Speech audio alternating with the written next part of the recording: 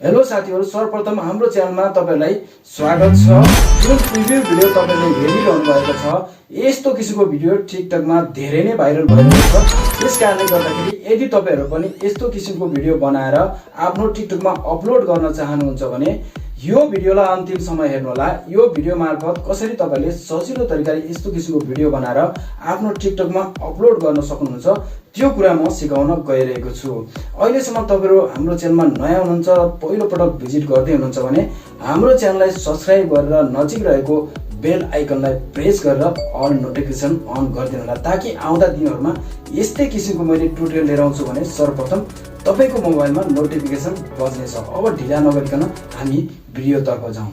साथीहरु, यस्तो खालको भिडियो चाहिँ हामी क्यापकट एप्लिकेसनबाट एडिटिङ गर्न गइरहेका छौं। त्यसकारणले यदि तपाईहरुको मोबाइलमा क्यापकट एप्लिकेसन छैन भने सर्वप्रथम तपाईले डाउनलोड गरेर इन्स्टल गर्नुपर्ने हुन्छ। त्यसपछि तपाईले क्यापकटलाई ओपन गर्नुहोला, न्यू प्रोजेक्टलाई क्लिक गर्नुहोला। एल्बम भन्दा जुन दाहिना साइडमा सानो एरो रहेको छ, मैले पोइन्टरले देखाइरहेको छु माथि, यसलाई क्लिक गर्नुहोला। यसलाई क्लिक गरेर तपाईले आफ्नो फोटो जुन फोल्डरमा रहेको छ त्यो फोल्डरमा क्लिक गर्नुपर्ने हुन्छ। यसरी क्लिक गरिसकेपछि तपाईले दुईवटा अप्सन देख्न सक्नुहुनेछ, फोटो र भिडियोको। जस्ट तपाईले फोटो लिनुपर्ने हुन्छ, त्यसकारणले गर्दाखेरि फोटोलाई टच गर्नुहोला। यहाँबाट तपाईले एउटा फोटोलाई मात्रै सिलेक्ट गरेर जस्ट एड गर्नुहोला। हामीले अहिले सिंगल फोटोलाई एडिट गर्छौं, किन भन्दाखेरि हामीले प्रत्येक फोटोमा डबल एनिमेसन एड गर्न गइरहेका छौं। साथीहरु, त्यसपछि तपाईले तल स्लाइड बारलाई थोरै राइट स्क्रल गर्नुहोला। यहाँनिर फर्मेटको आइकन आउँछ, यसलाई क्लिक गरेर 16:9 लाई क्लिक गरिदिनुहोला।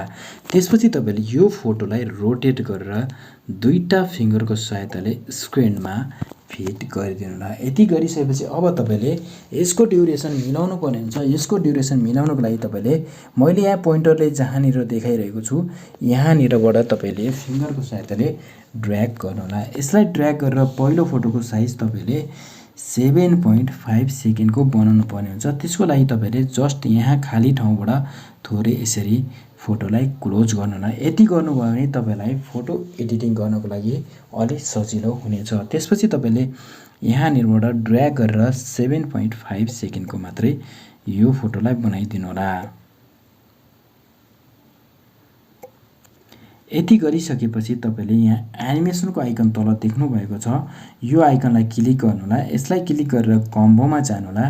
कम्बोमा गएर थोरै राइट स्क्रल गर्नुहोला। थोरै राइट स्क्रल गर्नु भएपछि यहाँनिर तपाईले बाइसेट टु एनिमेसन देख्न सक्नुहुनेछ। यो एनिमेसनलाई टच गरेर यो टिक मार्कलाई ओके गरिदिनु होला। यति गरिसकेपछि साइडमा तपाईले यहाँनिर क्यापकटको वाटरमार्क देख्न सक्नुहुन्छ। यसको लास्टमा यसलाई टच गरेर डिलिट गरिदिनु होला। यति गरिसकेपछि अब तपाईले थोरै जुमलाई खोल्नु होला। यसरी खोलिसकेपछि अब तपाईले यहाँनिर एक्सट्र्याक्टको आइकन देख्न सक्नुहुन्छ माथि, यसलाई क्लिक गरेर यो फोटोलाई 100% एक्सपोर्टिङ हुन दिनु होला। यति गरिसकेपछि तपाईले डन गर्नु होला। फेरि न्यू प्रोजेक्टमा जानु होला। त्यसपछि तपाईले अब अर्को एउटा फोटोलाई लिनु होला र एड गर्नु होला। अब यहाँनिर एड गरिसकेपछि यसको फर्मेटलाई पनि तपाईले 16:9 बनाइदिनु होला र रोटेट गरेर स्क्रिनमा फिट गरिदिनु होला। स्क्रिनमा फिट गरिसकेपछि यसको साइजलाई तपाईले 3.2 सेकेन्ड मात्रै बनाइदिनु, थोरै बढाएर 2 सेकेन्ड मात्रै राख्दिनु होला र एनिमेसनमा जानु होला। एनिमेसनमा गएर कम्बोमा गएर तपाईले यसको एनिमेसन चाहिँ पेन्डुलम टु एनिमेसन एड गर्नु होला। त्यसपछि टिक मार्कलाई ओके गर्नु होला। यहाँनिर क्यापकटको वाटरमार्क रहेको हुन्छ, यसलाई चाहिँ तपाईले बारम्बार डिलिट गर्नुपर्ने हुन्छ।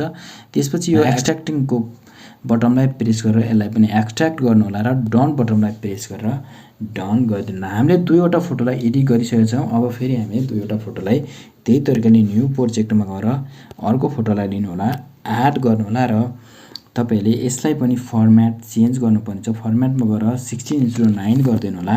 यसलाई रोटेट गरेर स्क्रिनमा फिट गरिदिनु होला। यति गरिसकेपछि यसको ड्युरेसन तपाईले 2.7 सेकेन्डको राखिदिनु होला। यसलाई घटाएर तपाईले 2.7 सेकेन्डको बनाउनु होला। एनिमेसनमा जानु होला, कम्बोमा जानु होला।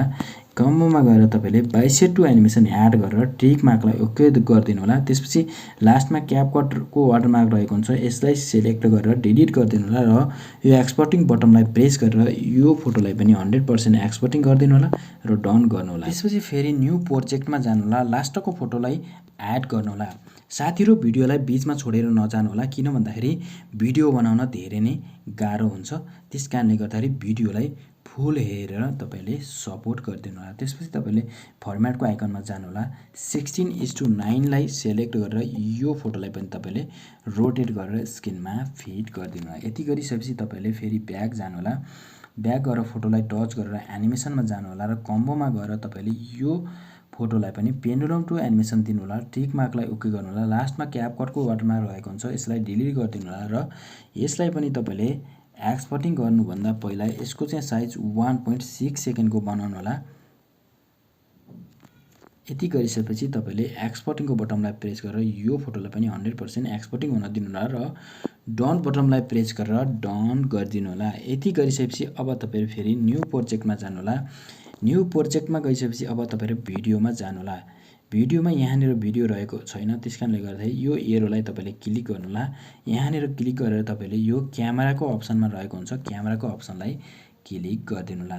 यति गरिसकेपछि अब तपाईँले यहाँनिर हामीले पहिला एक्सपोर्टिङ गरेको भिडियो लास्टमा रहेको हुन्छ, त्यस कारणले गर्दाखेरि लास्टदेखि तपाईँले मैले जसरी नै सबै फोटोलाई तपाईँले सेलेक्ट गरेर जस्ट एड गरिदिनु होला। यति गरिसकेपछि अब हामीले अर्को एनिमेसन एड गर्छौँ, त्यस कारणले गर्दाखेरि यसको फर्मेट चेन्ज गर्नुपर्ने हुन्छ। फर्मेटको आइकनलाई प्रेस गरेर 9:16 को साइजलाई ओके गरिदिनु होला। त्यसपछि तपाईँले सम्पूर्ण फोटोलाई रोटेट गरेर स्क्रिनमा फिट गर्नु होला। यसरी तपाईँले एक एक फोटोलाई रोटेट गरेर स्क्रिनमा फिट गरिदिनु होला।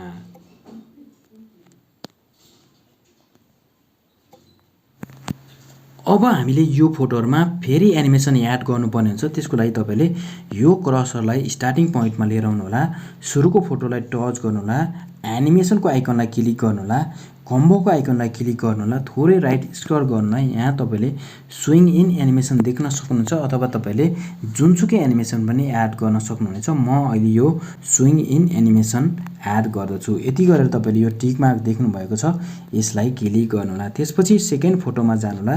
सेकेन्ड फोटोमा क्लिक गरेर तपाईले एनिमेसनको आइकनलाई क्लिक गर्नु होला, कम्बोमा जानु होला। यसलाई चाहिँ तपाईले सुरुको फोटोलाई पेन्डुलम 1 एनिमेसन दिनु होला। त्यसपछि यहीँबाट तपाईले सेकेन्ड फोटोलाई टच गर्नु होला अथवा थर्ड फोटोलाई।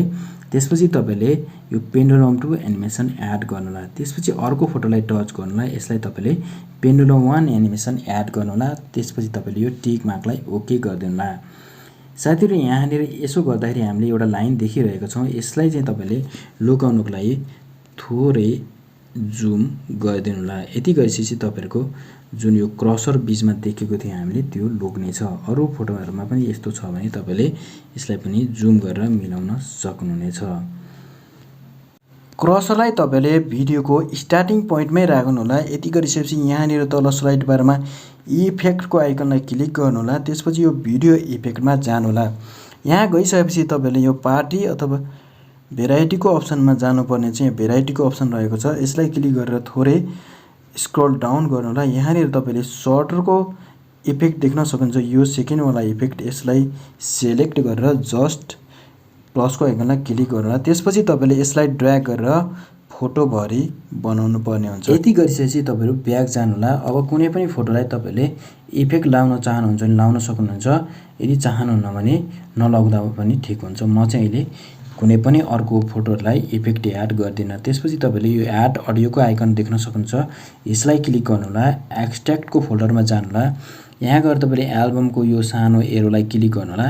यसलाई क्लिक गरेर तपाईले डाउनलोडको अप्सनमा जानु होला र यो भिडियोलाई सिलेक्ट गरेर जस्ट इम्पोर्ट साउन्ड अलिलाई ओके गरिदिनु होला। यो भिडियोको लिंक म यसै भिडियोको डिस्क्रिप्सनमा दिनेछु, त्यहाँबाट तपाईले डाउनलोड गरेर अडियोलाई मात्रै एड गर्न सक्नुहुन्छ। साथीहरु, मेरो टेलिग्राम च्यानल पनि जोइन गर्न सक्नुहुन्छ। मैले टेलिग्राम च्यानलको लिंक यसै भिडियोको डिस्क्रिप्सनमा राखिदिएको हुन्छु। हाम्रो भिडियोमा अहिले अडियो आइसकेको छ, म तपाईलाई प्ले गरेर देखाउने छु।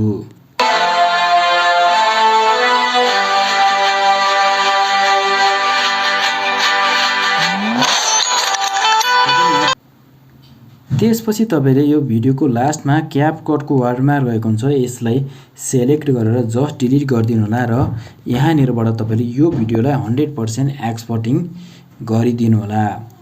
साथीहरु आजको भिडियो कस्तो लाग्यो यदि तपाईलाई मन परेको छ भने कमेन्ट र आफ्नो साथीहरुलाई पनि शेयर गर्न भने नबिर्सनु होला र अहिलेसम्म हाम्रो च्यानललाई तपाईले सब्स्क्राइब गर्नु भएको छैन भने च्यानललाई सब्स्क्राइब गरेर नजिकै रहेको बेल आइकनलाई प्रेस गरिदिनु होला र नेक्स्ट टाइम कस्तो किसिमको एडिटिङ भिडियो चाहनुहुन्छ त्यो पनि कमेन्ट गर्न भने नबिर्सनु होला। अहिलेलाई बाइ बाइ।